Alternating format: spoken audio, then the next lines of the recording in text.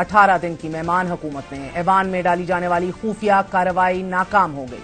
निगरान हुकूमत के इख्तियारात बढ़ाने के लिए इलेक्शन एक्ट में खुफिया तरमीम को हुकूमत के अपने ही इत्तेहादियों और अपोजिशन ने पहल एक्सपोज किया और फिर मुस्तरद करते हुए तरमीम को मंजूर करने से साफ इनकार कर दिया। अमेंडमेंट्स की कॉपीज इस वक्त तक हमें मुहैया नहीं की गई। अगर आप जॉइंट सिटिंग को भी सेनेट और नेशनल असेंबली की तरह रबर स्टैंप बनाना चाहते हैं और बेतौकीर करना चाहते हैं तो वो एक अलग मसला है। जब सेशन अटेंड किया तो मैं समझ रहा था कि शाम का जो आपका जॉइंट सिटिंग है शायद किसी चाय के लिए जाके लॉबी में जाके चाय पीनी है, क्योंकि हमें तो पता नहीं था कि एजेंडे में है क्या। हर रोज हम पार्लियामान का जनाजा निकाल रहे हैं, हर रोज हमारी इज्जत खराब हो रही है। हमसे अंगूठा अगर लगवाना होता है तो फिर अकेले में बता दिया करें कि अंगूठा लगा दिया करेंगे। हमने ये अभी देखा है, ये निकलने लगा था अंडर द कारपेट से।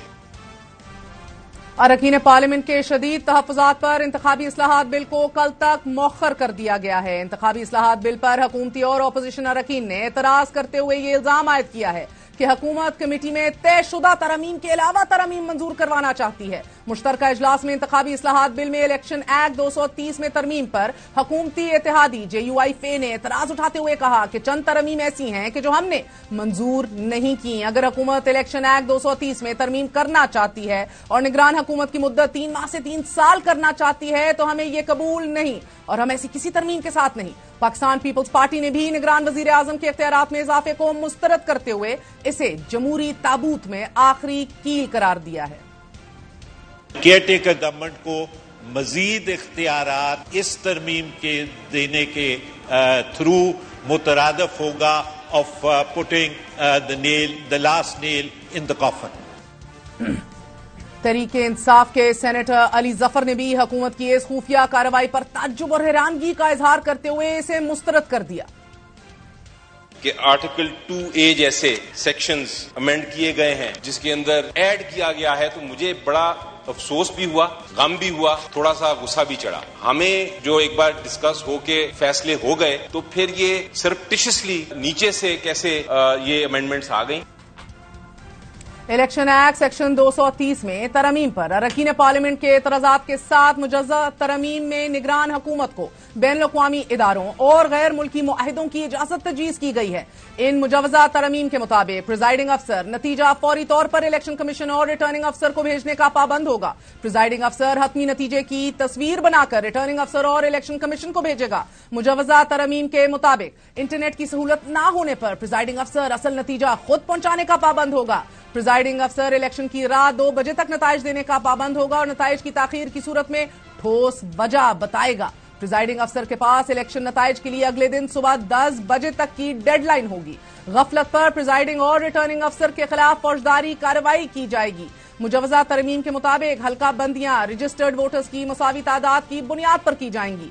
हल्का बंदियों का अमल इंतखाबी शेड्यूल के ऐलान के 4 माह पहले मुकम्मल होगा। तमाम इंतखाबी हल्कों में रजिस्टर्ड वोटर्स की तादाद बराबर होगी। हल्कों में वोटर्स की तादाद में फर्क 5% से ज्यादा नहीं होगा और हल्का बंदियों के खिलाफ शिकायत 30 रोज में निपटा दी जाएंगी। इलेक्शन कमीशन पोलिंग से 1 रोज कबल शिकायत निपटाने का पाबंद होगा। अरकान पार्लियामेंट की जानिब से इंतखाबी तरमीम मुस्तरद कर देने पर वफाकी वजीर कानून ने यह वजाहत पेश की कि मुजव्वज़ा तरमीम कमेटी से मंजूर की गई हैं, ये कारपेट के नीचे से नहीं निकाली गई।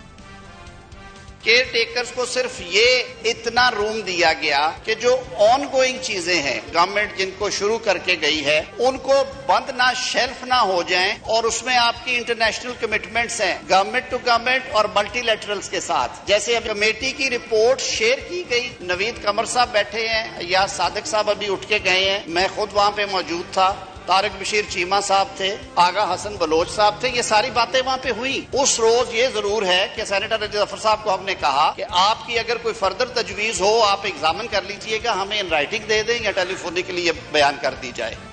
जिन खदशात का इजहार मुश्तरका इजलास में अरकान पार्लियामेंट बबांगे दहल कर रहे थे, वहीं ऐवानों से बाहर मौलाना फजलुर रहमान भी वजीर आजम के सामने इन खदशात का इजहार कर रहे थे कि आइंदा भी ऐसे लोग इक्तदार पर मुसल्लत किए गए तो गिरबान से पकड़ कर निकालेंगे। अगर कल कोई ऐसे लोग मुसल्लत किए गए, मैं वादा करता हूं आपसे उसको भी गिरबान से पकड़ कर निकालेंगे और ऐसे लोगों को मुल्क पर हुकूमत नहीं करेंगे। कोई ये बात न सोचे कि कल मुल्क पर कोई नाजायज हुकूमत मुसल्लत कर सकते। हम जनाजा उठा के बाहर फेंक देंगे। ऐवान के अंदर और बाहर से बराबर खदशात पता दे रहे हैं कि असेंबलियां तहलील हो जाने के बावजूद इंतखाबी मरहले के लिए अभी कई दरिया अबूर करना होंगे।